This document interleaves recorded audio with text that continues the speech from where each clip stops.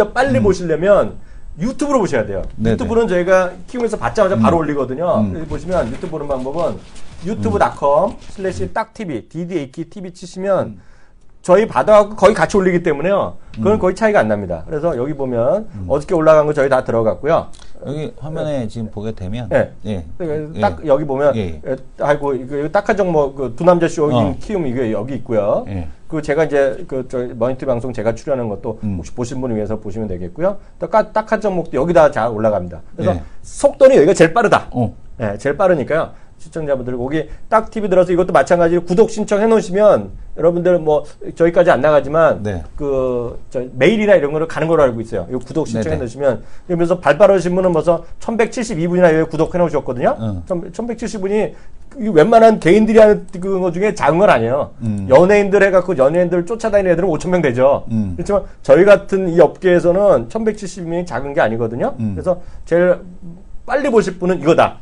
오랜만에 그쪽을 좀 보시면 될 것 같고 오랜만에 팟빵 그 들어가서 한번 댓글을 한번 볼 텐데 지금 보게 되면은 한성호 FNC 엔터 한성호의 이제 주식 매도에 대한 얘기를 하고 있거든요. 근데 이제 이 부분에 대해서는 사실은 불법은 아닙니다. 이게 왜냐하면 이제 메일이 받아갖고 공매도 치고 그거 받아갖고 매도하고 하는 것 자체가 불법은 아니기 때문에 도덕적으로는 문제가 있을지 모르겠으나 지금 보게 되면은 불법은 아니다 이렇게 좀 보시면 될 것 같고요. 한 번만 더 해보자님께서 올려주신 게 아이튠스에 딱 한 종목 에피소드가 지금 보게 되면은 어느 날 뭐 7위 했어? 4위에 했어요. 4위. 대박이네. 예, 4위에 올라왔다라는 얘기 해주셨고요. 그다음에 뭐 저희가 댓글은 안 들죠, 안 달지. 예, 욕을 내셔갖고 차단된 댓글도 있고요. 그 저희는 신고한 적도 없어요. 예, 고퀄리티 방송 부탁드립니다. 그래서 제가 고퀄 녹음하고 노력하고 주동인 있죠. 전문가님이 나오면 두산중공 의견 부탁드린다고 에스크림 있습니다. 네. 에스크림. 예, 두남자쇼에 대한 댓글이고요. 딱 한 종목에서 보게 되면 딱 한 종목도 어제 올라갔죠. 그죠? 어제 이제 올라갔으니까 아직 들어보시면 될 것 같고요.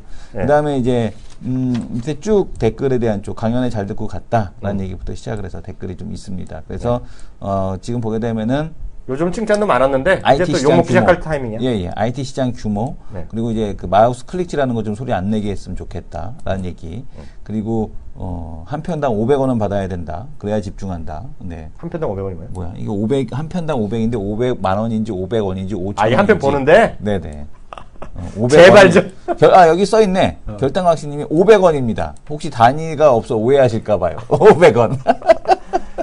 그리고 계속 이거 얘기하면 혼나는데 유튜브에서는 광고 좀 클릭하셔야 돼. 네네. 우리가 한 달에 이거 해갖고 얼마 벌어? 2만 원인가 번다 그랬나? 네네. 2만 원 광고 해갖고. 하여튼 그건 해갖고 하여튼 그렇게 보신 분들 위해서 다시 한번 설명드렸습니다.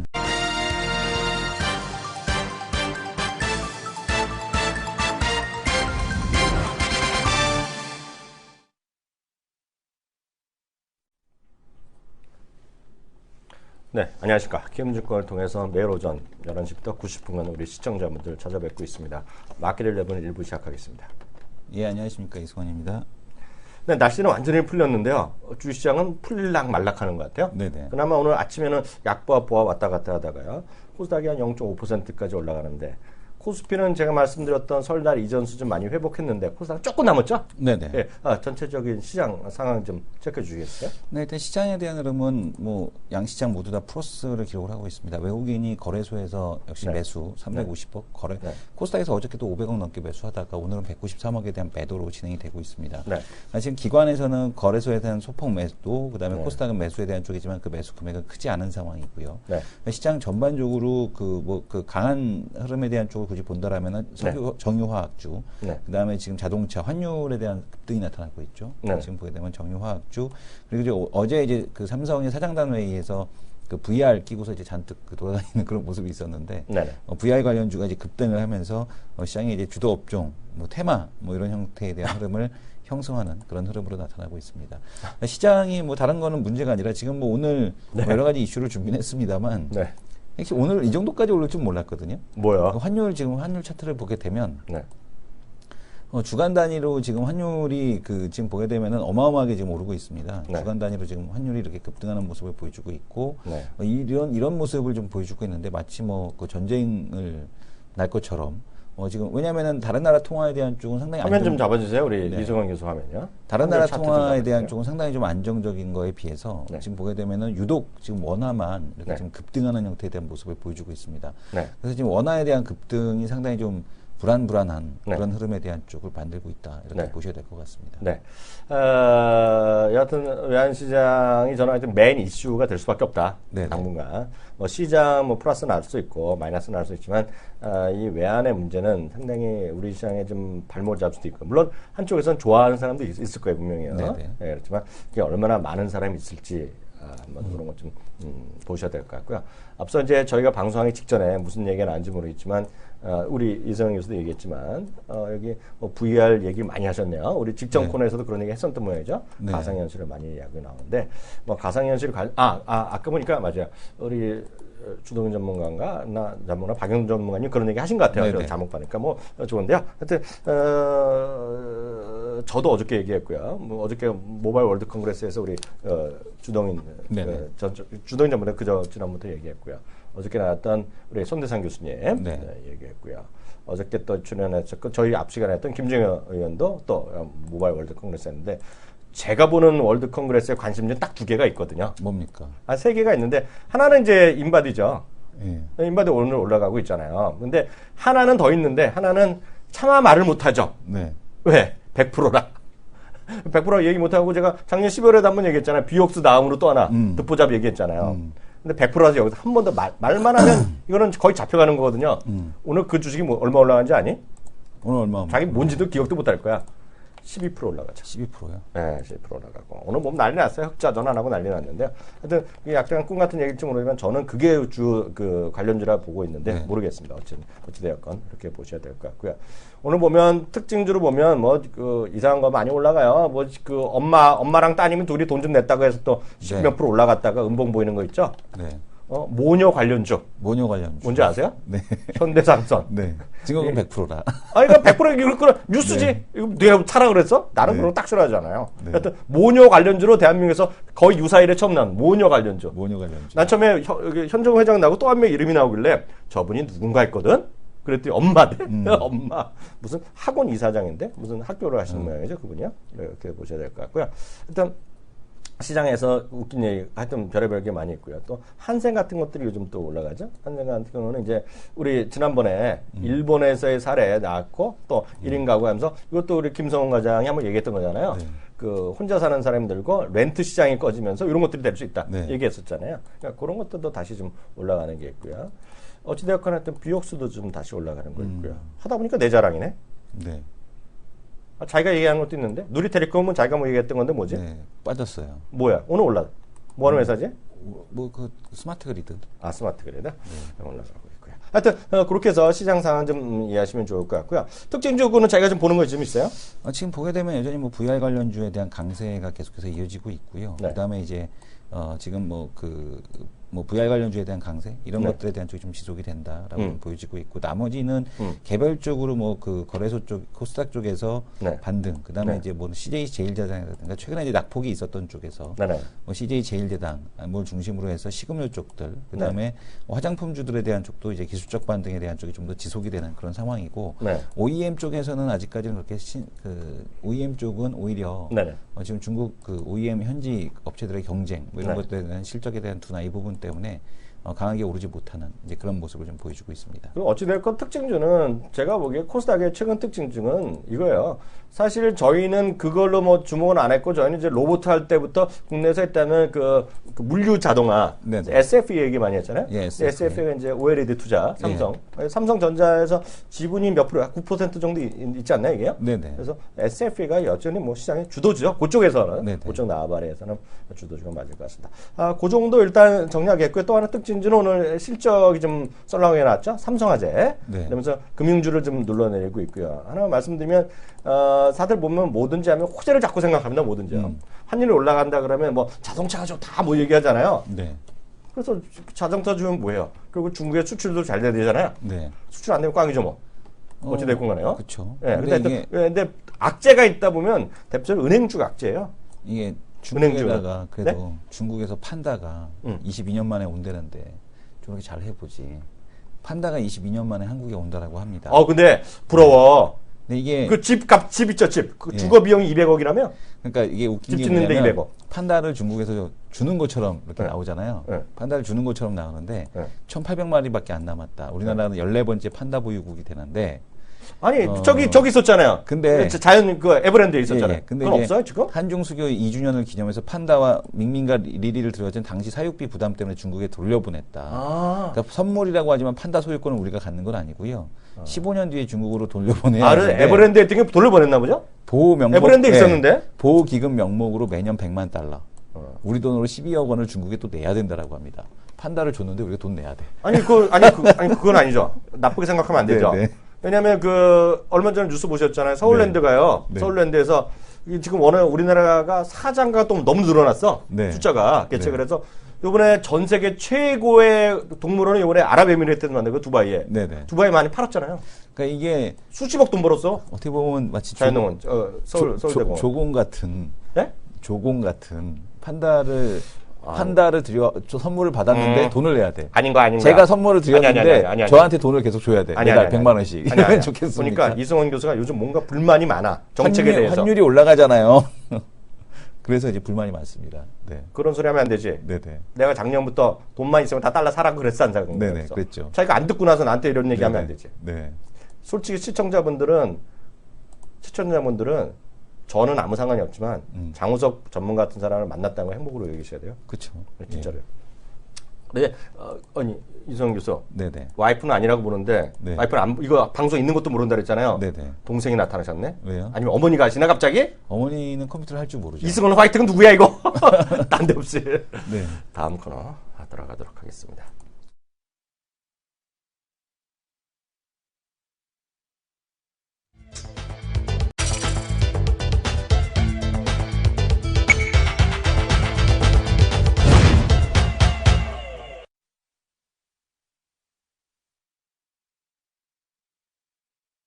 종목 설전인데요. 네. 어떤 분이 또 이러시냐 하기 전에 앵커는 정부 홍보 나팔수인가? 그러면 네네. 나팔수 돼서 국회라도 보내주면 내가 나팔수 하지. 네. 지금 보게 되면 이제 오늘 이제 보험주 실적이 안 좋은데 맥킨지에서 한국 생명보험에 대한 가치 창출에 실패한 산업이 됐다라는 그런 맥킨지 보고가 있었습니다. 그래서 업의 본질을 고민해야 될 때다. 이런 얘기를 하고 있는데 지금 한국 보험 산업에 대한 주주 가치 하락 추이에 대한 쪽을 쭉 보게 되면 맥킨지 이제 추정치를 보게 되면 지속적으로 이제 하락해오는 이런 모습을 보여주고 있고요.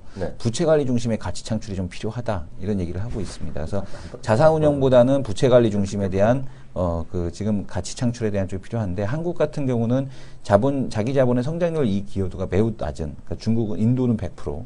자기 자본만 갖고 하는 거죠. 그 다음에 중국이 59%, 인도네시아가 54%, 한국이 지금 15% 정도 수준에 머물고 있습니다. 그래서 지금 보게 되면은 전반 산업 평균적인 ROE가 낮다. 특히 이제 개별 보험사 실적을 보게 되면 연간 가치 성장률이 회사별 20% 이상에 대한 차이를 보이고 있다. 그래서 지금 보게 되면 투자 실력이 아니라 이제 앞으로에 대한 그 보험업에 대한 영역은 부채 관리 역량에 대한 쪽에 있을 것이다. 이런 얘기를 지금 계속해서 해주고 있습니다. 이런 것도 오늘 어쨌든 보험업종에 대한 약세 이런 거에 좀 일조를 하고 있다라고 보시면 될 것 같습니다. 저희가 이제 종목 설전의 주인공을 소개해드렸는데 약간 기술적인 문제로 약간 지연되고 있어요. 조금만 더 기다리면 바로 그거 보는 것 같게 하겠고요. 하나 더 우스갯소리 하나 하겠습니다. 네. 자동차 있잖아요. 네네. 자기 스피드로 요즘 별로 그 속도 위반을 걸린 사람 없죠, 별로. 네네. 하도 이게 띡띡띡띡 많이 울리니까요. 네네. 렉서스 300 있죠, ES300. 네. 요즘도 인기는 모르겠어요. 좀 잘 모르겠는데 요새는요. 네. 제 화면 한번 잠깐 잡아주시겠어요? 미국에서 제일 속도 티켓 제일 많이 받는 자동차.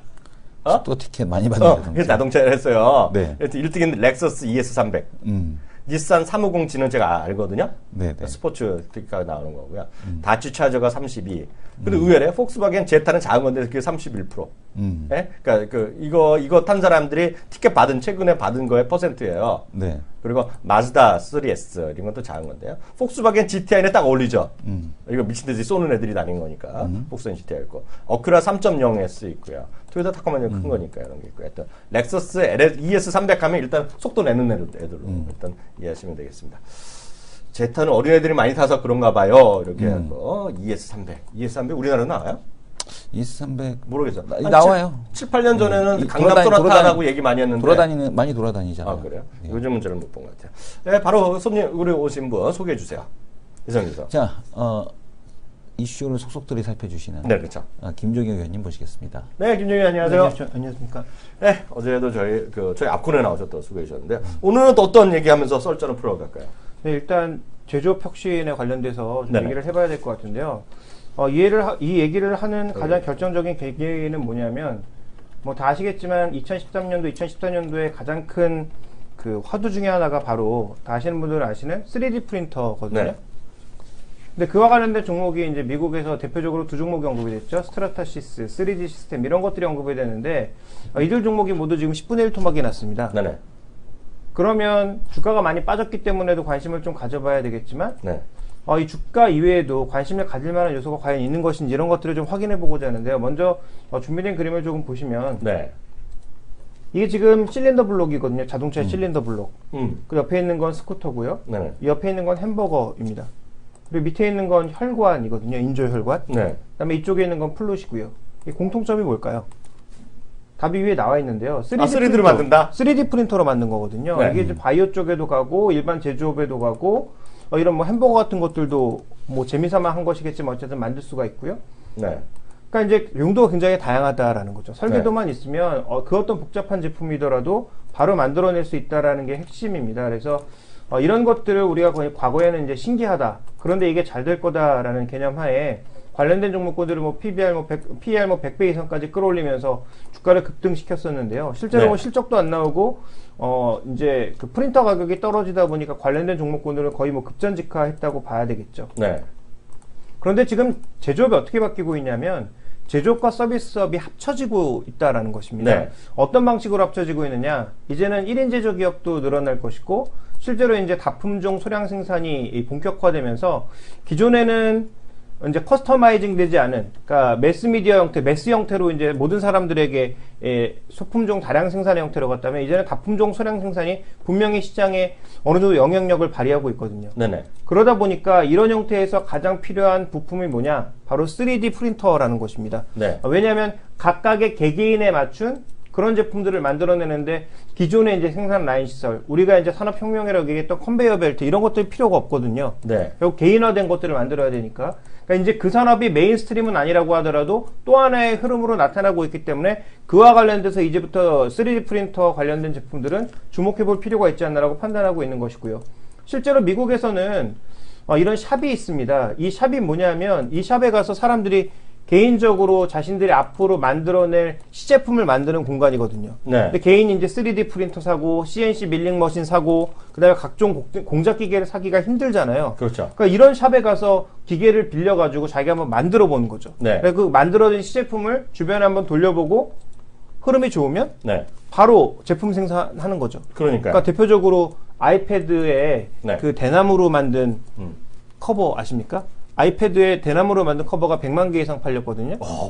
예, 그게 바로 이제 이런 샵에서 만들어서 네. 상품성을 한번 시험해보고 네. 주변에 반응이 좋으니까 네. 실제로 소자본으로 창업을 해서 바로 성공한 케이스거든요. 네네. 그러니까 우리나라를 포함해서 이제 이런 식으로 개인 제작자들이 많이 늘어나고 있다라는 거죠. 그러니까 과거에는 이런 개인 제작자를 우리가 뭐라고 불렀습니까? 아티스트라고 불렀거든요. 그렇죠. 근데 이제는 아마 아티듀서라든지 아마 그런 형태의 새로운 단어가 나올 아티듀서. 예, 듀서. 그러니까 프로듀서. 프로듀서, 예. 그러니까 두 개 합쳐져서 이제 그런 개념이 굉장히 늘어날 거라는 거죠. 과거에는 불가능했던 일들이 실제로 3D 프린터와 관련돼서 만들어질 개연성이 점점 높아지고 있다라는 쪽에 우리가 무게를 좀 두셔야 되지 않나라고 판단을 하고 있습니다. 그래서 이런 부분들을 살펴보게 되면 실제로 개인 창업이 늘어날 것이고요.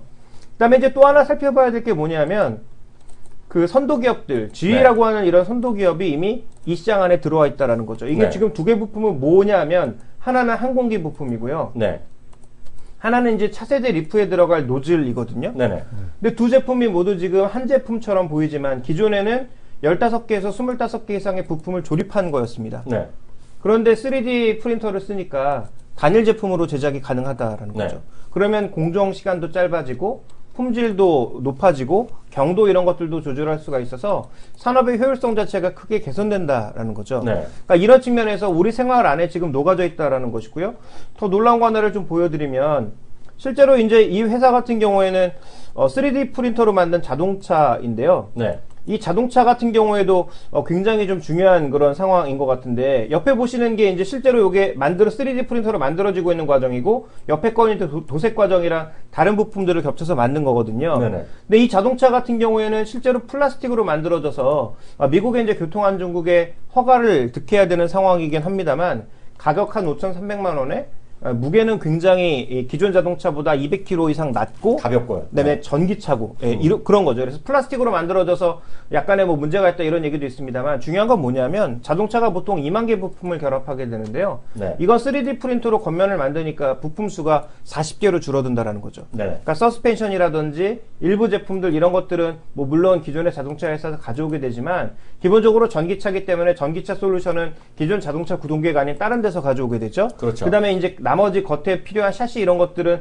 플라스틱으로 3D 프린터로 제작하게 되니까, 가장 중요한 핵심 뭐냐면 재고 관리가 된다라는 거죠. 네. 왜냐하면 이게 만드는 데 한 뭐 하루 정도밖에 안 걸린다면 미리 만들어 놓을 필요가 없지 않습니까? 그렇죠. 그러면 재고 관리 비용, 창고 관리 비용 이런 게 전혀 안 된다라는 거죠. 주문이 들어오면 그때부터 바로 제작 생산한다. 근데 예를 들어서 만약에 제작 시간이 하루 이내로 짧아진다? 그러면 뭐 그 기계 몇 개만 있으면 말되네. 바로 재고 관리 안 하고 바로바로 뽑아낼 수 있다라는 거죠. 그러면 앞으로 이제 이게 메인스트림이 되는데 굉장히 오랜 시간이 걸리겠지만, 어쨌든 우리가 회계 과정에서 재고라고 하는 것들에 대한 관리가 정말 쉬워진다라는 걸 중요하게 봐야 될 것 같고요. 이런 게 바로 온디맨드라는 거죠. 완벽하죠. 네, 이런 흐름으로 이제 흘러가게 되면 여기서 가장 필요한 핵심 기계가 바로 그 3D 프린터이기 때문에 이와 관련된 종목군들이 과거 대비해서 10분의 1 토막 난 것도 우리가 주목해봐야 되는 이슈이고, 그 다음에는 산업적인 이런 변화들이 바로 서서히 돈 될 준비를 하고 있다는 측면에서 좀 주목을 해봐야 될 것 같습니다. 딱 보면 저 느낌이 말씀하신 거 들어보니까 저거네요. 그 3D 프린터가 속도가 늦는다는데, 속도는 기술 때문에 빨라질 거고, 결국 매번 나왔지만 그 소재, 플라스틱, 강화 플라스틱 그런 소재 쪽, 그런데 좀 봐야 되겠네요. 그렇죠. 그래서 이제 준비된 그림을 하나 더 보시면, 실제로 이제 전체 제조업에서 3D 프린터가 제조업에 차지하는 비중이 지금 2014년 기준으로 3%밖에 안 되고요. 네, 그러네요. 그 다음에 이제 그 소재, 여러 가지 소재가 있습니다. 근데 그 분말 형태로 들어가게 되잖아요. 그걸 이제 액화시켜서 쓰거나 분말 형태를 이제 3D 프린터에서 사용하게 되는데, 그 중에 소재 중에 하나가 ABS거든요. 네. 근데 이 ABS도 지금 3D 프린터에 쓰이는 비중을 2014년 기준으로 봤더니 2%밖에 안 된단 말이에요. 근데 이제 점점 앞으로 늘어날 거거든요. 그러니까요. 우리나라에서 대표적인 ABS 업체가 어디냐? LG화학이라는 거죠.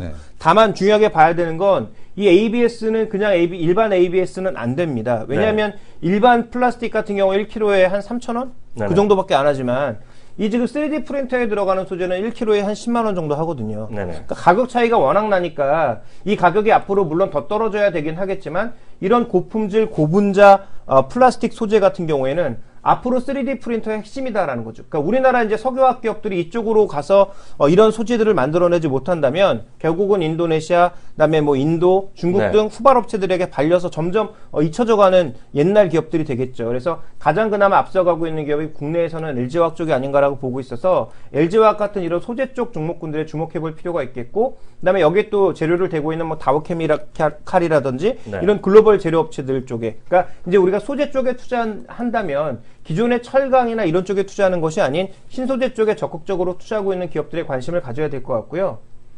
관련된 ETF를 한번 찾아봤습니다. 이것만 찾는데 제가 거의 한 1시간 걸렸거든요.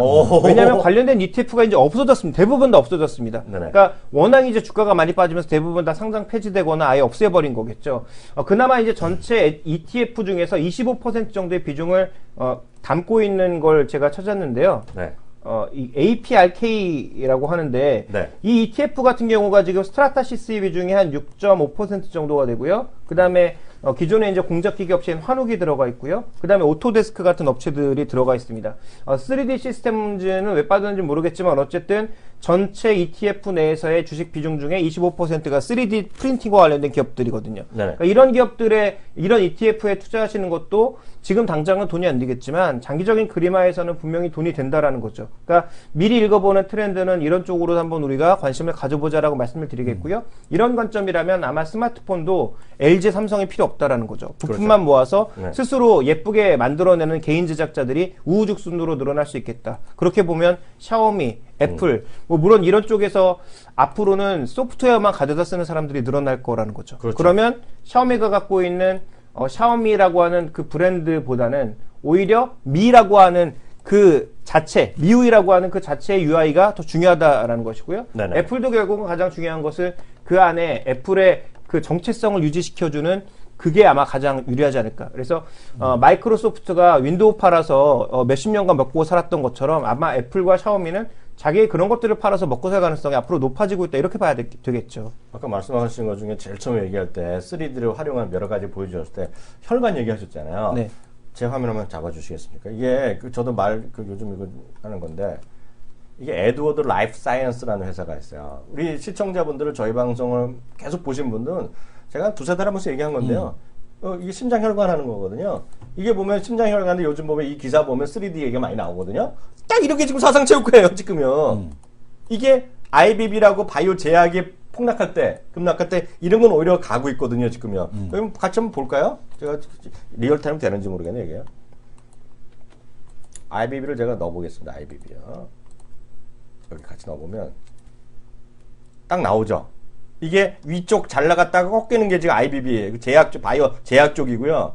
이게 제가 말씀드리잖아요. 제가 괜히 인바디나 이런 거 괜히 얘기하는 거냐 아니라 이런 디바이스나 이런 거 있죠. 이런 것들. 혈관 이런 것들이 올라가는 건 지금요. 지금 시장이. 그래서 그런 것들이 우리나라는 별로 없죠. 해당되는 게 몇 개 없을 거예요. 물론 코스닥이 좀 있을 것이고 코스닥 전에 있는 거 뭐죠? 코넥스. 코넥스나 이런 데가 뭐 하겠다는 애들 많을 거예요. 아마 벤처가 많을 텐데. 그래서 요즘 뜨는 과가 뭔지 아세요? 학교 전공으로 뜨는 과. 소재, 신소재 뭐 이런 거 아닐까요? 아, 신소재 그런 거 산업 뜨는 거. 디자인? 아니요. 뭐. 몰라 진짜? 어떤 거? 그러니까 몇 학번이에요, 저기? 저 93이요. 93 몇 학번이죠? 94학번이요. 94학번이요? 저랑 뭐 5년 차이밖에 안 나네? 10년 차이 나죠. 근데 왜냐면 요즘 왜냐면 그 자제분이나 조카분들이 대학교 가는 거 안 때 요즘은 의료공학 있죠, 의료공학. 네. 그과 거 떠요. 의료공학. 네. 예전에 우리 때는 별로 없었거든요. 네, 네. 근데 요즘 그들은 그거 그래서 어디더라? 부영과 군산에 서원대학인가 뭐. 그게 그 서울에 있는 뭐 대학교에서 하는 거래요. 무슨 대학에서 하는 건데 그런 과들이 뜨거는 딱 이런 거 하는 거거든요. 그래서 그런 것들이 아마 성장성이 있을 것이다. 라고 이해하시면 좋을 것 같습니다. 예, 그래서 다음 얘기 또 한번 해볼까요? 근데 이번엔 좀 시장에 대해서 얘기를 좀 해볼까요? 뭐 종목 설정이기 때문에 그동안 뭐 종목만 가져왔는데 저도 네. 뭐 시장에 대해서는 뭐 저번에도 잠시 말씀을 드렸습니다. 뭐 지난 금요일날 그 급락에 뭐 파는 것은 답이 아니다라고 그렇죠. 분명히 말씀드렸고요. 지금 현재 시장에서도 뭐 두 분께서 여러 번 뭐 잘 지적해 주시겠지만 저도 핵심은 환율이라고 보고 있거든요. 네. 준비된 그림을 보시면 지금 원달러 환율 그리고 한국의 CDS 프리미엄에 같이 올라가고 있다는 점을 주목해 볼 필요가 있습니다. 네. 결국 환율의 움직임, 원화가 이렇게 약세를 보이고 있다는 건 한국의 리스크를 그만큼 높게 보고 있다는 얘기고요. 네. 또 하나 주목해 봐야 될 것은 지금 뭐 엔유로, 원유로 이런 것들이 같이 그러니까 원유로와 함께 원엔 같은 것들이 같이 올라가니까 이게 수출 경쟁력을 올리는 측면에서는 도움이 될 수 있겠지만 지금 우리가 주목해 봐야 될 건 수출 경쟁력의 상향이 문제가 아니라는 거죠. 왜냐하면 전 세계 지금 수출 물동량이 떨어지고 있는데 네. 뭐 원엔 올라가고 원유로 올라간다고 해서 수출 경쟁력이 올라간다라는 건 말도 안 되는 얘기죠. 그거보다 네. 우리가 지금 왜 상대 통화보다 이렇게 급격한 약세를 보이고 있는지 이게 더 중요한 핵심 이슈 아니겠습니까? 그래서 이 부분에 대한 위험은 우리가 항상 좀 인지를 해야 될 것 같고 그런 측면에서 지금 외환 캐리 트레이드 지수 같은 경우 계속 떨어지고 있으니까 네네. 결국은 이머징 마켓과 같이 떨어지고 있는 거죠. 그러니까 그동안 빚잔치를 벌였던 그런 자금들이 다 위험을 느끼고 도망가고 있다라는 것을 주목해 볼 필요가 있는 거죠. 그렇다면 국내 증시에서 중동 자금과 함께 가장 많이 빠져나가고 있는 게 중국계 자금인데요. 네. 준비된 그림에서 보시는 것처럼 주식시장에도 꽤 비중이 있는 상황이죠. 뭐 물론 미국이나 이런 쪽에 비하면 아직도 턱도 없는 작은 비중이지만 중국계 지금 주식 비중이 한 2%대가 되고요. 채권 시장에서는 주식 비중이 그 전체 비중이 한 17% 정도 됩니다. 네네. 그러니까 아마 주식 시장보다는 채권 시장의 영향력이 더 커질 것 같은데 이런 중국계 자금들이 최근에 우리나라와의 여러 가지 분쟁으로 인해서 빠져나가게 된다면 네. 금융 시장의 변동성, 환율의 변동성을 피해갈 수가 없는 거죠. 그래서 매일 증시만 보면 답이 안 나오는다는 얘기입니다. 지금 환율 시장과 여기에 엮여 있는 여러 외국인들의 흐름을 같이 보셔야 이제 시장에 대한 답이 나올 수 있다라고 보고 있고요. 네. 하루하루 외국인들이 사는데 무슨 소리냐라고 하시면 답이 없습니다. 그래서 지금 중요한 것은 환율의 변화에 외국인들이 장기적으로 어떻게 대응할 거냐, 또 해외 외신에서 과연 지금 한국과 중국 관련된 이 사태를 어떻게 반영하고 있느냐를 보셔야 됩니다. 우리나라 지금 언론들에서 얘기되는 것과는 논조가 완전히 다르거든요. 그래서 네. 그런 부분들을 우리가 좀 살펴봤을 때 시장에 대해서는 아직까지 좀 리스크를 느껴야 되는 그런 시기가 아닌가라고 판단을 하고 있고요. 자, 그렇다면 이제 리스크를 피해가야 될 텐데 어떻게 피해갈 거냐라는 거죠. 전 두 네. 가지 방법을 제시를 하겠습니다. 하나는 이제 변동성을 사는 방법이라는 거죠. 그렇죠. 뭐 빅스가 되었든 네네. 아니면 지금 보여드리는 차트는 EVG라고 해서 이거는 그 유로 환율의 변동성을 사는 것이거든요. 네. 그러니까 환율의 변동성을 산다라는 것은 환율의 방향성을 사는 게 아니죠. 유로화가 올라가든 내려가든 상관없이 유로화가 급등락을 할 것이기 때문에 네. 현재 브렉시트를 앞두고 유로화 한번 크게 요동칠 수 있다라는 것이고요. 그렇다면 이런 유로화뿐만 아니라 예를 들어서 그 스털링화, 네. 영국의 파운드화를 숏하는 뭐 그런 쪽에 뭐 전략을 쓰신다든지 네. 그러니까 이런 전략이 좀 필요할 수 있다라는 거죠. 그러니까 아주 위험하고 그 고베타긴 하지만 네네. 이런 변동성을 해지하기 위해선 변동성 안으로 뛰어드는 방법, 태풍도 태풍의 눈이 가장 안전하듯이 아예 변동성 안으로 뛰어드는 방법, 변동성 자체를 사는 방법도 하나의 리스크 해지 방법이 될 수 있을 것 같고요. 다만 이것은 이제 리스크가 굉장히 크니까 네. 충분하게 이제 공부를 하신 분들이 아마 참여하실 영역이 아닌가라고 보고 있고, 하나는 또 이 위험이 이제 기회가 되는 산업들. 그러니까 뭐 이학년 영역에서 여러 번 언급해 주셨습니다만 실제적으로 군수 산업이 현재와 같은 신냉전에는 분명히 기회가 되고 있는 것이 사실이거든요. 그럼요. 예. 이게 지금 주가가 빠지고 있는 건 보잉이나 이렇게 민간 군수를 같이 하고 있는 기업들이 작살나서 그런 거지 실제로 아직도 군수 기업들은 잘 버티고 있거든요. 그럼요. 그래서 예. 그런 그 과정으로 생각해 본다면 뭐 군수 개별 기업에 투자하는 것도 좋겠지만 그 개별 기업의 위험을 느끼신다면 ITA와 같은 이런 ETF 쪽으로 우회적인 전략을 쓰시는 것도 방법이라는 거죠. 그래서 현재 아직 리스크가 끝난 게 아니니까 리스크 자체를 사는 방법을 취한다든지 아니면 리스크가 기회가 되는 그런 산업들을 노리는 방법이 여전히 아직까지는 좀 기회가 아닐까 이렇게 좀 보고 있습니다. 맞습니다. 시장에서 변동성이 워낙 커지니까 그런 관련된 앞서 뭐 여러 가지 있겠지만 저희 특히 매주 금요일 날 딱 마침 오늘이죠. 네네. 2부에 우리 김세한 전문가 나오시는데 바로 그런 변동성을 노리고 외환 지수 선물에 다양한 선물 하시는 분이니까 이따가도 또 도움이 될 것 같아요. 그때 얘기 좀 들을 것 같고 혹시 질문 있어요? 아니 지금 없습니다. 예, 그럼 오늘 또 바쁘니까 또 여기서까지 하고 또 보내드리도록 하겠습니다. 감사합니다. 네, 수고하셨습니다.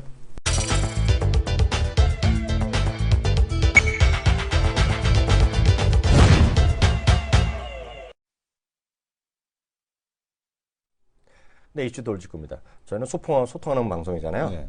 아까 보니까 제 화면 한번 잡아주세요. 왜냐면 이게 연세가 있으신 분, 특히 그 이승훈 교수 정도 나이대의 그 전분을 그런 거 있는 건 잘 모르는 분 많아요. 요즘 대세거든요. 저는 여기 그 의공학부가 얼마나 인기인지가 전체적으로 같이 나온 건데요. 네. 저는 그래서 제가 말한 건 건양대학교였어요. 건양대학이 가천대학은 어디서 하는 뭐 정확히 모르겠는데 어디 병원이 재단일 텐데요. 이게 보세요. 연세대학, 인제대학, 건국대학, 경희대학, 전북대, 건양대학이 해갖고 이게 대전에 있을 거예요. 그래갖고요. 이게 보시면 요즘 최고일게요. 취업률이 중요하잖아요. 취업률이 95.2%예요. 의공학부 나온 친구들. 그래서 의공학부가 엄청 높아요. 지금 커트라인이요. 그래서 하여튼 그런 거가 의공학부 한 사람들이 뭐죠? 아이센스 이런 데 있잖아요. 네. 그런 데 막 가는 거거든요. 네. 비옥수 이런 데 가는 거거든요. 그리고 바텍 이런 데 가는 거기 때문에 그런 것들 혹시 그 관심 있으시고 자제분들 그냥 모르면 모르잖아요. 네. 이게 그리고 미국에서 이런 과들이 엄청 커지고 있어요. 왜냐면 그럴 거 아니에요, 당연히요. 그래서 로봇 진료, 로봇 수술하는 게 다 이런 과에서 하는 거기 때문에 이런 거 좋은 과니까 여러분들 참고적으로 좀 아시면 좋을 것 같습니다. 오늘 어떤 얘기부터 해볼까요? 뭐 VI 관련주들이 급등을 하고 있는데 네. 삼성전자 사장단 회의에서 이제 그 사진이죠. 삼성전자 사장단 회의에서 이 VI 관련에 대한 가상 체험에 대한 쪽을 실시하고 있다. 지금 사진이 나오고 있는데요. 네. 이거요. 화면 좀 잡아주세요. 네. 지금 보게 되면 네, 얘기하세요. 네네. 네, 보여주시죠. 이거 화면을 좀 네, 보여주셔야. 네, 그러니까 지금 보게 되면 사장단들이 이렇게 지금 그 체험하고 있는 그런 모습인데, 네. VR에 대한 그 기어 VR 체험을 했다라고 그럽니다. 네. VR 기어 체험했고, VR은 삼성 미래의 먹거리라는 이제 이재용 삼성전자 부회장의 생각이 담겨 있다. 그래서 이번 그 CES에서도 VR 기술을 선보였었죠. 그래서 이제 여러 개 보게 되면은 뭐 지금 삼성이 VR 컨텐츠 확보에 적극 나서고 있다라는 얘기가 나오고 있는데 이 VR 컨텐츠에 대한 부분을 보게 되면 이게 지금 그 삼성전자 바오밥 스튜디오에서 이제 만들었던 이 그 컨텐츠라고 합니다. 근데 이제 VR을 끼고 보게 되면 더 이제 입체적으로 보이고 눈앞에서 이렇게 보이는 이제 그런 영상에 대한 쪽인데 그러니까 지금 이 VR 영상이거든요. 그러니까 이게 좀 더 오히려 이제 VR을 끼고 보게 되면 상당히 이제 좋다는 얘기고 이것도 OLED하고 또 이제 연결이 되는 그렇죠, 그렇죠. 이제 그런 상황이라고 보셔야 될 것 같습니다. 당장 이제 올해부터 VR이 올라가는 건 아니지만 VR 컨텐츠와 관련된 투자에 대한 쪽, 그 다음에 OLED 장비에 대한 투자에 대한 쪽 이런 것들이 이제 진행이 돼야지만 네. VR에 대한 활성화에 대한 쪽이 나타날 수 있다라고 네. 보셔야 될 것 같고 아마 조만간에 이제 여기에다가 가상현실까지 입히게 되면 그러면. 우리가 이제 그때 저번에서 봤던 네. 그런 이제 그 가상현실 그 저 어디 거였죠? 그 보게 오큘러스? 되면 오큘러스 말고 네. 뭐 그런 것들로 네, 네, 그 네. 마이크로소프트에서 나타났던 그 네, 가상현실까지 있죠. 도입이 되게 된다라면 네. 아마 이런 것들을 이제 그 쓰고 다니는 게 네. 그러니까 그 구글 글래스 같은 경우는 그렇게 성공적이지 못했잖아요. 그렇죠. 근데 이제 그런 것들을 갖다가 쓰고 다니는 게 상당히 좀 유리해질 수 많이 보이지 않을까. 네. 이렇게 그 보입니다. VR은 제가 좀 알잖아요. 또한 지금 네. 보게 되면 정부에서 또한 이제 그 얘기가 나왔죠. 그다음에 지금 보게 되면 미래부와 융합부 그 융합 컨텐츠 산업 육성 대책에 대한 쪽이 발표가 됐는데요. 네. 지금 보게 되면은 게임 규제 개선을 하겠다. 상반기 중에 온라인 게임 규제 개선 방안을 마련하겠다라는 얘기하고 있습니다. 그래서 네. 아마 이게 되면은 게임주도 상당히 좀 좋을 수 있는 이제 네. 그런 상황이라고 보고 있고 네. 웹보드 게임 규제도 완화해주겠다라는 네. 얘기를 하고 있고요. 네. VR 육성을 위해서 5대 선도 프로젝트에 대한 쪽을 했는데 R&D 컨텐츠 제작 지원, 규제 완화, 네. 해외 시장 진출 확대 뭐 이런 식으로 해갖고 이 VR 산업에 대한 쪽을 육성하겠다라는 그런 대책을 어제 이제 마련했다라고 합니다. VR은 제가 좀 추가로 얹으면 저희 방송 들으신 분은 제가 작년 4분기부터 내년도 2016년에 VR 얘기 많이 했잖아요. 그때 네네. 이성희 교수 같이 도움 말씀 주셨는데요. VR은 제 상식적으로 말씀드리면 제가 말씀드린 건 다 그냥 사실이다라고 이해하시면 돼요. 네, 국내 시간 잘 모르겠고요. 2016년에요. 지금 올해 현재요. VR 관련 시장이 50억 달러입니다. 전국이요. 전 세계가요. 50억 달러. 그러니까 초반이라는 거예요. 2020년 딱 4년에 얼마가 되냐? 1,500달러 시장 커집니다. 1,500달러. 두 가지가 있어요. 기기가 있고요. 기기. 디바이스가 있고 그다음에 컨텐츠가 있어요. 그리고 그걸 만드는 플랫폼들이 있겠죠. 네. 예. 디바이스 쪽은 오큘러스가 꽉 잡고 있어요. 현실적으로 지금 보면. 그래서 삼성의 VR, 기업 VR도 오큘러스 제품입니다. 오큘러스 만든 거예요. 그리고, 그런데 그 오큘러스는 누가 갖고 있냐? 페이스북이 갖고 있어요. 그래서 페이스북의 장기적인 그런 그림으로 일단 보셔야 될 것 같고요. 그런 콘텐츠인데, 콘텐츠는 저희가 작년 봄부터 여러 번 가끔 보여내는데, 콘텐츠의 핵심은 불행하게도 성인용 게임입니다, 지금요. 성인용 게임이랑 성인용 사이트 뭐 이런 것들이에요. 그래서 네. 요번에 뭐 이거 있는 사실 그대로 얘기하는 거니까요. 플레이보이 이런 것들이 잡지를 빼고 이런 거 하고 뭐 이렇게 나오잖아요. 그것들이 네. VR로 쏘겠다는 거예요, 이제요. 네. VR로 가고요. 그래서 VR 때문에 아까 어떤 분들 우리가 시작하기 전에 막 쓰셨잖아요. 뭐 연애도 안 하고 그런 거가 맞아요. 딱 그거예요. 지금 연애도 안 하고 그러니까 결혼도 안 하고 그런데 이 사람들이 이제 가상현실을 VR로 연애하겠다는 사람들이 많아요. 그래서 그렇게 그 시장이 가장 큰데요. 우리가 일부에서 게임주를 VR로 얘기하는 거 있는데 그럴 수는 있는데 미국이나 이런 산업학자들이 보는 VR 쪽의 컨텐츠는 일본이 불행하게 우리나라보다 2년 정도 앞서 있다고 합니다. 그래서 우리나라는 게임이 안 돼요, 지금요. 우리나라는 지금 스마트폰에 그 정도 게임이고요. 이게 모르겠어요. 제가 게임 업자는 아니지만, 제작자는 아니지만, 만년 다른 거로 알고 있어요. 그래서 VR 쪽은 일본이다. 일본 업체들이 꽉 잡고 있고, 특히 성인용 콘텐츠를 꽉 잡고 있는 걸 많이 하고 있어요. 그리고 그런 성인용 콘텐츠 업체를 또 중국 회사가 산 것들이 있어요. 그래서 그런 것들이 지금 관심 있게 하나 부류가 될 것 같고요. 또 하나 이제 지난번에 혹시 보신 분 여기 계실지 모르겠는데요. 히말라야라는 영화 있죠. 네. 황정민? 네네. 황정민이 나온 거를 우리나라 서울에서 몇 군데랑 지방 몇 군데에서 한 10분 정도를 줄여갖고요. VR로 해갖고 체험관을 해갖고 영화를 한 적이 있어요. 좀 거저 보내줬거든요. 근데 영화 산업이 VR을 노리고 많이 있어요. 그래서 이성영 교수는 애들 때문에 눈 나빠질 때 그럴 수도 있지만 디즈니가 요새 좀 계속 관심 있는 거는 디즈니가 여기에 올인한다고 그러고 있어요. VR 만화 영화에. 그래서 제가 그걸 얘기하면서 작년 12월부터 그 말도 안 되는 듣보잡 주식 얘기했던 거잖아요. 그게 저는 그 가능성이 있다고 보고 있는데 그 회사가 제가 말하는 회사가 VR 디즈니가 그렇게 한다는 것이 아니라 수많은 애니메이션 회사들이 이제는 VR로 쏘는 거예요. 그래서 디즈니가 한번 올해 내년에 갖고 5개 정도를 VR 애니메이션 만들겠다고 했거든요. 그래서 애니메이션 중에서도 영화 중에서 애니메이션 쪽이다. 그래서 오늘 애니메이션 주가 좀 올라가는 게 있을 거거든요. 그리고 해외에서도 애니메이션 관련 그런 소프트웨어 제작 그런 회사도 요새 주가 좋은데 다 VR 때문에 올라가는 거다. 우리나라가 생각하는 VR의 뭐 기기는 죄송하지만 우리나라의 기술력 안 돼요. 컨텐츠 제가 알기는 없어요. 아니 노력은 하고 정부에서 왜 정부에서는 그렇게 하는 거가 그게 커지는 걸 알기 때문인 거고 삼성에서 바람는 거죠. 그렇지만 지금 현실은 그렇다는 거죠. 이거 뭐 제가 아는 수준에서 말씀드렸습니다. 다음 얘기 한번 해보죠. 네. 지금 보게 되면 칼 아이칸, 네. 지금 애플 주식 700만 주를 매도했다라는 네. 얘기를 하고 있는데, 네. 칼 아이칸이 작년 이제 4분기에 네.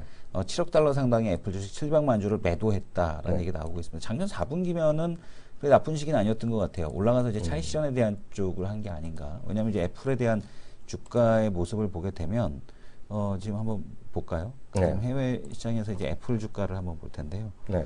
애플을 보게 되면은 애플이 작년 4분기에 매도니까 네. 작년 4분기면은 좀 내려왔을 때 매도한 거네요. 그러니까 지금 한참 내려갔을 때 그러니까 시장에서 주가가 이제 한참 내려올 때가 이제 이때 4분기쯤이니까 9월달, 10월달, 12월달 네네. 이때 이제 반등을 활용해서 이제 매도한 것이 아니냐라고 보여집니다. 근데 이때 당시만 하더라도 칼 아이칸이 한참 뭐 애플 주식 사야 된다라고 이제 얘기할 텐데 지금 보게 되면은 애플 주식 700만 주를 매도했다. 그러니까 아이칸의 주식 매각에 대해서 포브스는 현금 유동성을 확보하려는 목적이 있지만 애플이 내놓은 전망의 실패를 칼 아이칸이 자인한 것이 아니냐라는 그런 얘기를 하고 있습니다. 그래서 아이칸이 그렇다고 해서 뭐 전량 매도할 수준은 아니고요. 지금 보게 되면 애플 주식은 13%가 줄어서 4천만 주 아직도 이제 보유하고 있다. 여전히 돈 하고 많아요. 있습니다. 그래서 이제 주가 뭐 여러 가지 포브스 아이칸이 엔터프라이즈 주가 지금 작년에 45%가 폭락한 바람에 현금 압박을 받았을 것이다. 네. 애플에 대한 전망이 잘못됐다는 것을 시인하고 일부 뭐 축소한 것이 아니냐 이런 얘기를 하고 있고요.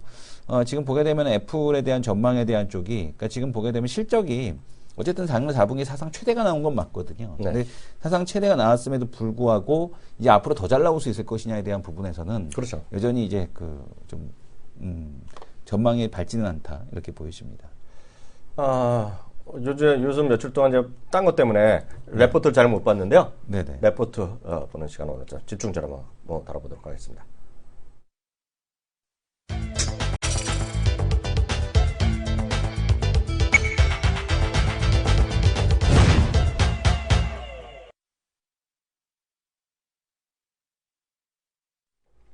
레포트 바라보기 시간인데요.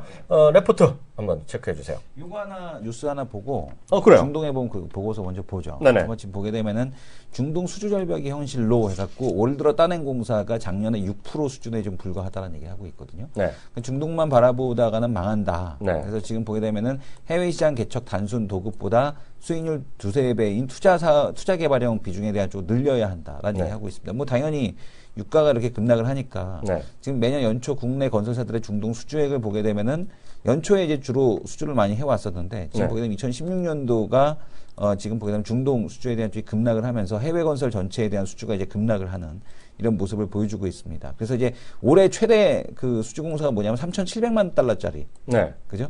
이게 3,700만 달러짜리 공사가 최대 공사고 올해 전체 건설 수주액이 올해 해외 건설 지금 전체 수주액도 작년에 이제 절반을 밑돌 전망이다. 이런 얘기를 하고 있습니다. 그래서 여전히 지금 보게 되면은 어렵고 우리 기업의 가장 큰 문제가 뭐냐면 파이낸싱 능력이 없다. 네. 파이낸싱 능력이 없기 때문에 이 부분에 대한 쪽이 좀 쉽지 않은 상황이고 투자 개발형 사업을 해야 되는데 파이낸싱 능력이 떨어지다 보니까 이 부분이 어렵지 않겠냐라는 얘기가 있었거든요. 근데 또 반대적인 보고서도 있지 않습니까? 뭐 여러 가지가 있으니까요. 근데 다양한 목소리를 저희가 전해드릴 네네. 뿐이죠. 네. 그래서 우리가 뭐 의견을 완전히 드리는 건 아니니까요. 그렇게 이해하시면 될 것 같고요. 그 얘기는 안 해요? 크루즈 산업? 크루즈를 안 볼까? 이걸로 같은 건설 내용을 하고 나서 오케이. 그럼 좋습니다. 그러면 거기 어디 있더라? 제가 한번 준비해 보겠습니다. 테란의 보험. 네. 오케이. 테란의 보험이었습니다. 이거는 한국투자증권에서 했는데요. 한국투자증권에서 했는데 테란의 보험이라는 레포트를 썼어요. 이것도 같이 좀 보시면 되겠는데요. 이게 보면 한 달 정도 됐죠. 1월 중순 1월 10 며칠로 제가 기억하는데요. 완전 협상이 타결됐잖아요. 네네. 이란 경제 제재가 풀려갔잖아요. 그래서 이제 거기 떠지면서 온통 관심이 이제 북한으로 몰려 있는 건데요. 현실적으로 보면은요. 그래서 이제 한 달 정도 됐어요. 그래서 이번 주 월요일인가 지난주 초부터 해갖고 이제 드디어 이제 유럽으로 수출이 시작했잖아요. 네. 석유가요. 운송이 시작했는데요. 그래서 그 한번 점검해 볼 필요가 있어. 그래서 이제 이 친구들이 레포트를 썼단 말이죠. 그럼 이란의 위치를 한번 다시 해보셔야 되는데요. 이란의 건설 시장에 계속 차트 잡으셔야 돼요. 예.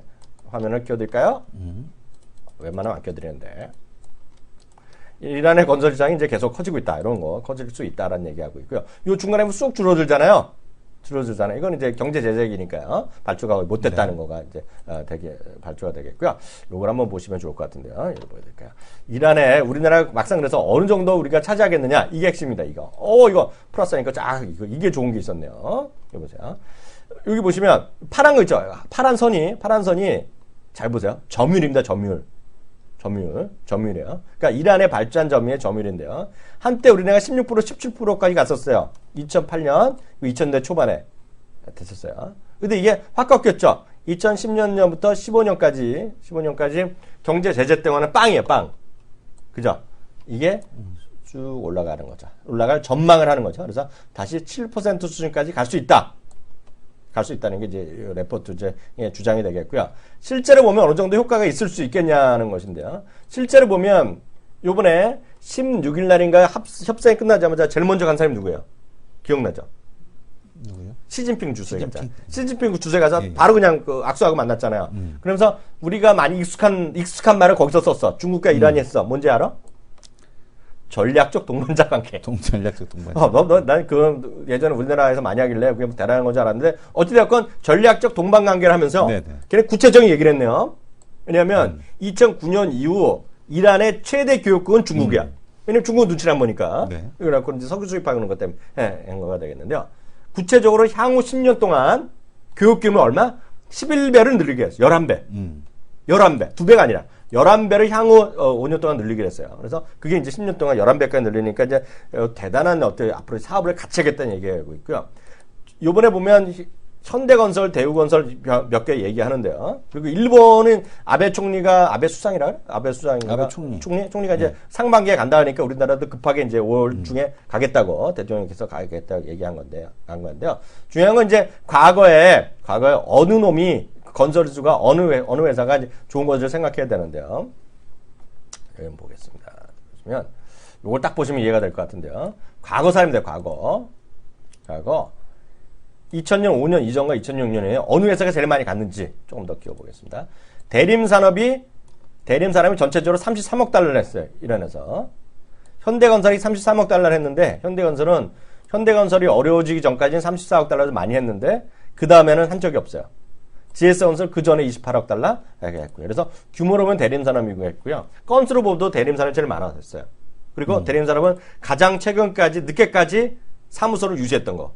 그래서 이란 사람이 또 은근히 의리를 찾거든요. 의린 회사가 대림산업이다. 그런 얘기를 하고 있어요. 그게 현실화 될지 안 될지 모르겠지만 그래서 대림산업, 현대건설, 지혜건설 제 경험이 많고 그나마 있다. 그래갖고 요번에 27일부터 1일까지 아직 언론에 다 공표는 안 됐는데 대규모 경제 사절단이 가요. 그래서 회의를 하는데요. 거기 보면 3명의 주요 인사들이 갑니다. 이제 말씀드리면 삼성물산이 가고요. 네? 삼성물산인가 갈 거예요. 그 사장이 가고요. 또 삼성전자가 가고요. IT 쪽에서 대표로 가고 이제 그 아랫 사람들 또 많이 가는 거가 됐고요. SK네트워크스가 상사 쪽으로 갑니다. 그건 이제 석유 때문에 그러겠죠? 그것 때문에 가고요. 건설에서 GS건설 대표이사가 갑니다. 그래서 그뿐만에 포함해서 97명인가 가요. 그래서 대규모 이제 가고 거기서 정지 작업해서 이제 정상회담 쪽으로 가는 그런 분위기가 될 것 같고요. 여튼 그래서 1차적인 건 중국이다. 그래서 건설주가 뭐 우리나라 좋을 수 있겠으나 중국 건설주 사는 게 나을 수 있다. 좀 말씀드렸고요. 다음 거 한번 보자. 카니발. 지금 보게 되면 이제 크루즈 산업에 대한 쪽, 물 들어오기 전에 배 띄울 준비를 해야 된다라는 제목의 보고서였는데요. 크루즈 산업은 글로벌하게 이제 연평균 24% 이상 성장하는 산업이다. 근데 관광산업, 크루즈 관광산업은 글로벌 4대 화사가 시장의 60%를 차지하고 있고, 그 이탈리아, 프랑스, 핀란드, 독일, 유럽 4개국이 전체 시장의 80%를 점유하고 있다라는 얘기를 하고 있습니다. 그러니까 국내 크루즈 관광객이 300만 명 이상으로 높아질 것으로. 왜냐하면 특히 이제 실버가 되면 될수록 또 꿈꾸는 게 그러면 이 크루즈 여행입니다. 그렇죠. 크루즈 여행에 대한 쪽에 대한 산업에 대한 쪽이 성장하지 않겠느냐라고 좀 얘기를 하고 있고요. 이 크루즈 산업에 대한 쪽 뭐 지금 보게 되면은 배가 이렇게 뭐 크게 연회장이나 이런 것들이 이제 쭉 있는데 특히 이제 글로벌 크루즈 관광객에 대한 쪽에는 아시아가 이제 주도를 한다. 이 증가에 대한 전망에 대한 쪽은 소득이 증가한 중국인들, 역시 중국 아니면은 고령화가 되고 있는 뭐 한국 이런 쪽들, 이런 쪽에서 이 주도에 대한 쪽을 가져간다라고 보셔야 될 것 같고, 지금은 북미에서 수요가 가장 많지만 이 아시아에 대한 수요에 대한 쪽이 증가하는 거, 이 부분을 좀 보셔야 될 것 같습니다. 크루즈선에 대한 현황을 보게 되면은 카니발, 그죠? 그다음에 로얄 캐리비언, 스타크루즈 이렇게 쭉 이렇게 보유가 되고 있고요. 쭉 보면은 연도별로 놓고 보더라도 작년에 좀 줄었거든요. 네. 근데 이제 올해부터 시작해서 2020년까지 크루즈 입항 인원이 계속해서 증가할 전망이다라는 얘기 하고 있고, 특히 뭐 제주, 부산, 인천 뭐 요 세 군데죠. 네네. 그죠? 크루즈가 이제 출발할 수 있는 곳. 네네. 그다음에 이렇게 세 개고, 그 제주항에 입항한 마리나 오브 시 지금 보게 되면은 이 모습을 좀 보여주고 있고요. 네네. 그래서 이 크루즈 산업에 대한 쪽이 쭉쭉쭉 이렇게 하는데, 우리나라 극동아시아 극동권에서 주요 크루즈 가상 노선도를 보게 되면 네. 뭐 인천에서 출발하는 거, 부산에서 제주에 출발하는 거, 네, 블라디보스토크로 네. 촉초에서 출발하는 거, 이렇게 다양하게 네. 존재를 하고 있습니다. 네. 이 규모를 보게 되면은 호텔 하나보다도 낮죠. 그럼요. 왜냐하면은 그 면적으로 놓고 봤을 때 규모도 지금 보게 되면은 선실 객실에 대한 면적이 선실이 1,800개. 호텔은 400개 정도, 공공부지가 4,100제곱미터인데, 41,000제곱미터인데, 호텔은 10,000제곱미터, 뭐 이 정도 수준이거든요. 그러니까 지금 보게 되면 특 1급, 2급 호텔이. 네. 그러니까 이런 것들을 놓고 보게 되면은 크루즈 산업에 대한 배 하나 띄우는 게 그럼요. 오히려 상당히 좀 긍정적일 수 있다. 네. 이렇게 좀 보여지고 있고요. 네. 그러니까 지금 쭉 이렇게 보게 되면은, 국가 이제 건조 점유율 현황을 보게 되면, 뭐 이탈리아, 프랑스, 핀란드, 독일, 예전에 STX가 크루즈 산업 진출하겠다고 해서 유럽에 있는 거 하나 인수했었고, 삼성이 또 하나 수주를 받았다가, 네. 근데 삼성이 자체 기술로 크루즈선을 건조하겠다라고 했다가 이 선주가 이제 글로벌 금융위기 때 이제 박살나면서 안 포기됐죠? 포기했죠. 네, 그때 네. 이제 포기했던 게 좀 많이 아쉬운. 차라리 그때 한 번이라도 경험을 좀 쌓았었으면 하는데, 네. 지금 보게 되면 시장 그 입점에 대한 쪽이 좀 쉽지 않은 이제 그런 상황이다. 제가 보기엔 보여집니다. 이재용 부회장이 자기 돈으로 하나 만들어갖고 네. 정부에 갖다 바치고 네네. 온 국민들을 다 태워보자. 그래서 그럼 지금 돈 국내에서도 2015년도 5월에 크루즈 산업 활성화 대책을 통해서 지원책을 밝혔지만, 네. 여전히 이제 한류 문화 연계한 관광 프로그램 개발, 그다음에 카지노 관련돼서도 뭐 크루즈 그 선상 카지노 뭐 이런 얘기가 허가 있었지 됐잖아요. 않습니까? 지금 하죠. 근데 지금 하죠. 네. 지금 어쨌든 간에 아직까지는 이쪽에 대한 쪽이 이제 그 커지지 못하고 있는 그런 상황이라고 보셔야 됩니다. 그래서 높아지는 실업률, 위기에 태한 조선업, 기자재 산업에 대한 쪽을 재편하고 높아지는 실업률 문제를 해결하는 쪽은 아마 이 크루즈 산업에 대한 쪽이 되지 않겠느냐라는 얘기가 있습니다. 여기까지만 하면 이제 그 증권사잖아요. 네. 네네. 저희는 또 디테일이 있잖아요. 네. 자, 이런 거 디테일이 있잖아요.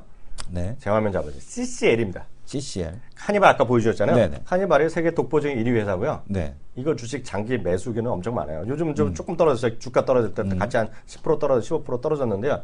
계속 상승하는 주식이거든요, 이게요. 네. 이게 음. 카니발 이거 사셔야 됩니다. 카니발. 네, 카니발이 최고예요. 이거 뭐 독보적인 1위입니다, 이 회사가. 아까 보셨잖아요. 여기 차트에서 보게 되면 아까 보여줬죠? 카니발이 네. 독보적으로 1위. 여기 보게 되면은 카니발이 뭐 다른 애들하고 네. 그 차원이 다르죠. 100척이 넘게 지금 보유를 하고 있고, 로얄 캐리비언이 한 40척 정도. 네. 이 정도 보유하고 있죠. 그리고 우리나라 네. 우리나라 아직 그거는 아직 해봤자 뭐 동남아시아 쪽 왔다 갔다 하는 건데요.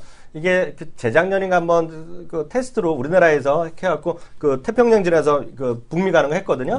나중에 그런 게 커질 거예요.